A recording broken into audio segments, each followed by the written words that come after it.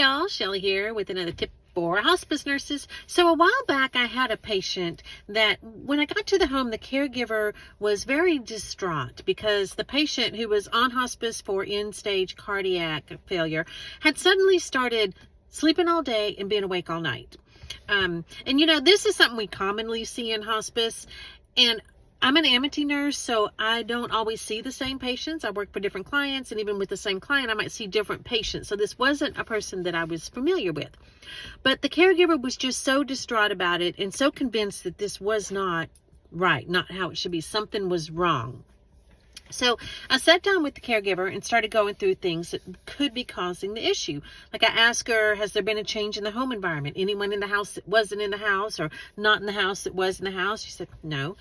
Any change in around the environment? Any new neighbors or anything like that that could be keeping him up all night? She said, no. Any change in eating habits? Nope. Eats the same thing every day. What about bathroom habits? Nope. Not constipated, no urinary retention. All of that's the same. So I said, what about medications? Any changes in his medications? And she said, no, he's taking the same meds. So I said, well, let's look at the meds and see just so I can get an idea. So she brings in all his meds. It's like 25 pill bottles. And this particular agency had a practice of, they didn't use a pill planner. Instead, they wrote on the caps of the pill bottles, AM, PM, noon, 2 p.m., or whatever, whenever that medication was supposed to be taken. So I put all the AM meds together in the noon and the nights, and I think you probably see where this is headed. Somehow the caps got mixed up, and this patient was taking his prednisone and his Lasix at night, and he was taking his Restoril and one of his stomach medicines in the morning. So I don't think the stomach medicine was making him drowsy, but the Restoril definitely was. So he was up all night having to pee and being agitated from the prednisone all night long and sleeping all day because he was taking his sleep medicine in the morning.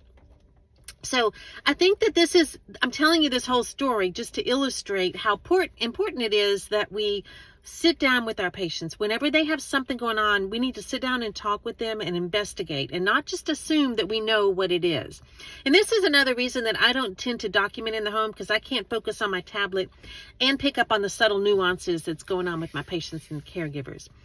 Also, another thing, I always keep pill planners, sippy cups. Whenever I find those on sale, I buy them and I keep them in my car. So that's what I ended up doing with this patient, was putting all their medications in a pill planner.